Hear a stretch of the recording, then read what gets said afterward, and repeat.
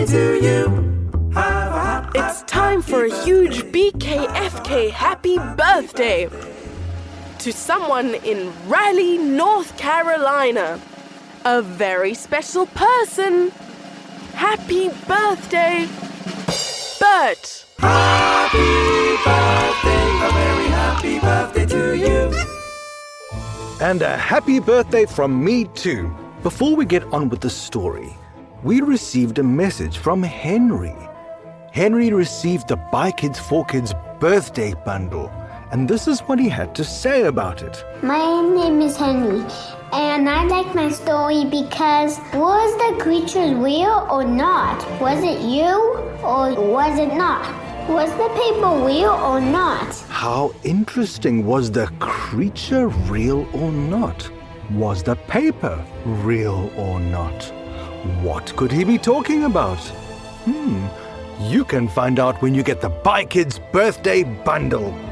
Henry had one more message for us. And can you do another spooky Halloween story? Because I listened to one of those today. Thanks. Bye-bye. Goodbye. Well, Henry, it just so happens that we can do a fairly spooky story.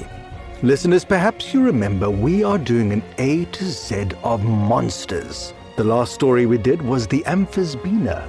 That's A. After A comes B. B. B, B, B, B, B. B for bullfrog?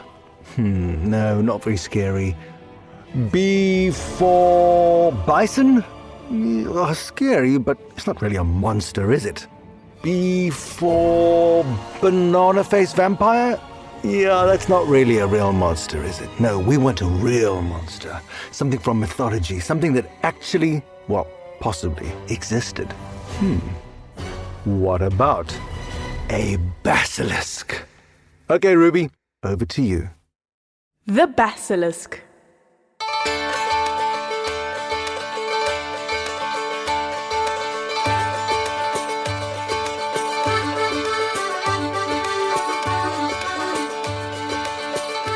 In a distant land and forgotten time, there lived a mysterious creature. The basilisk, a dreadful beast with hideous and horrible features. Few are alive who have lived to describe how the basilisk actually looked.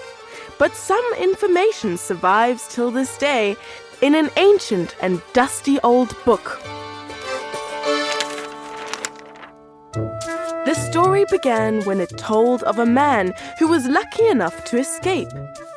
At first, the man said with a feeling of dread, it appeared to have been just a snake. But then he recalled how the creature did crawl on legs like a large centipede. And with these, the critter would scuttle and skitter along with astonishing speed. Its body was covered with poisonous slime.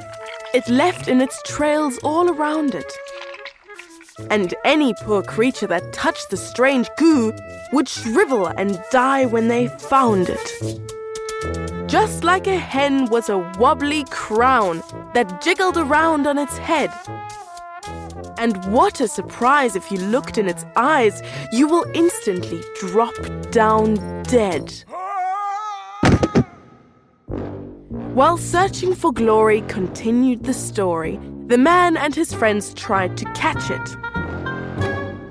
A wizard and knight came along for the fight. Together they hoped they could match it. The man showed the way as they traveled for days. They came to a great flowing river. "The creature is close, a few minutes at most," said the man to his friends with a shiver. They walked up a hill and kept going until they came to a pit full of stones. And when they arrived, they saw nothing alive, no plants, no creatures, just bones. "I will go first," said the knight with a curse, and drew his great sword from its sheath. "We'll wait behind," said the others. "Let's find some shelter to crawl underneath." While they were hiding, the knight went a-striding and boldly went into the gloom. "Come out, you monster!"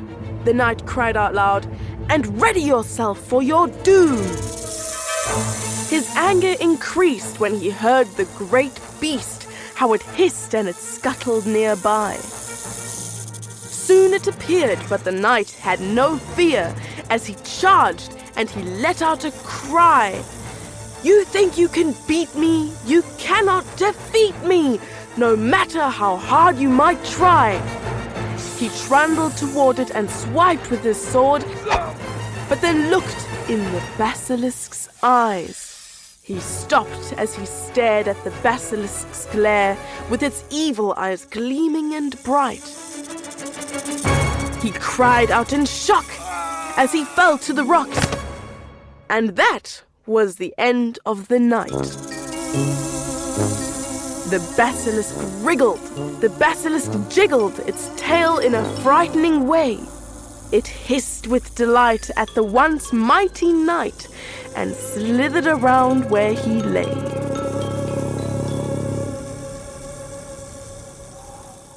And then he came sliding from where he was hiding, the mystical, magical wizard.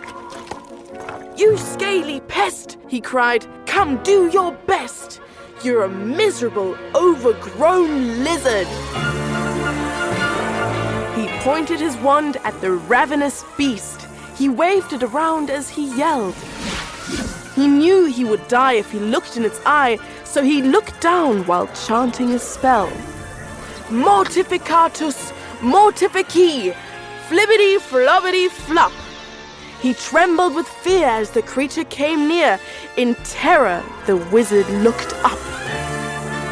He cried out in fright at the terrible sight of the evil eyes rolling around.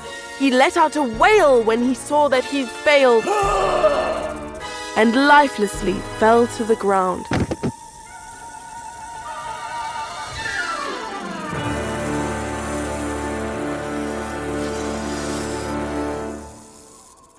The man gave a groan and a pitiful moan from his hiding place under the stones. Both of his friends had met their sad ends, and now he was here alone.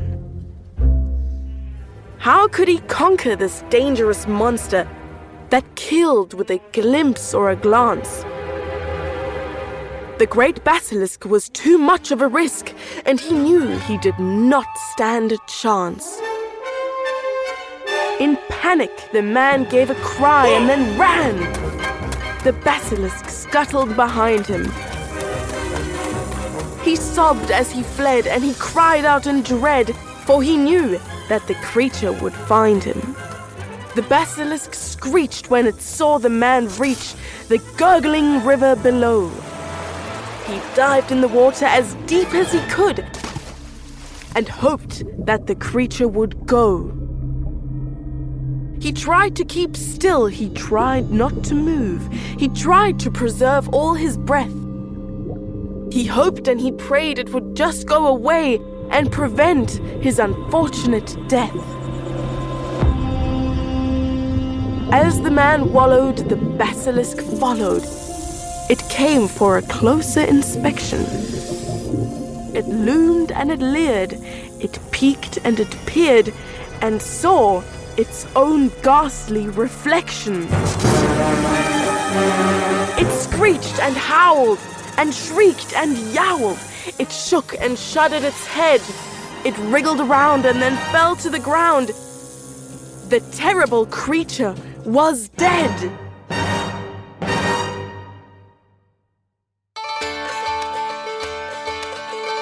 The man was alive. The man had survived. The monster was gone and defeated. And that's how we know how a man long ago fought the basilisk and how he beat it.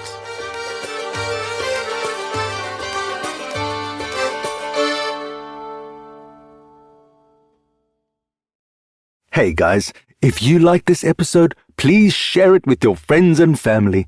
It is one of the best ways to support BKFK Storytime.